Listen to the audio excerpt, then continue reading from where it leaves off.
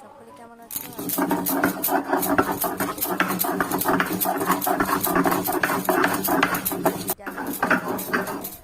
আর খেসারি ডালের বড়া তোমরা কে কে খাও আমাকে কমেন্টে জানাবে। আর আমি খেসারি ডাল কাঁচা লঙ্কা দিয়ে বেটে নিচ্ছি। এতে রসুন দিয়েও বাটা যায় আর পেঁয়াজ কুচি কুচি করে মেখে নিতে লাগে। আর আজকে তো নিরামিষ, তার জন্য আমি নিরামিষভাবেই করছি।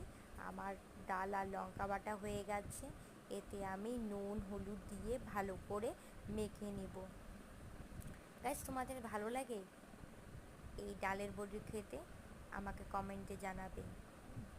তেল বসিয়ে দিয়েছি, তেল গরম হয়ে এলে আমি বড়িগুলোকে ছেড়ে দেব।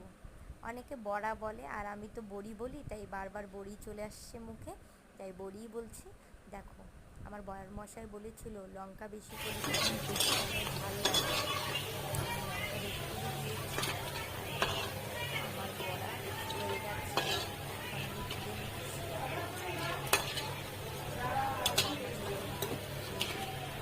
বলে দেখতে থাকো তোমরা। ভালো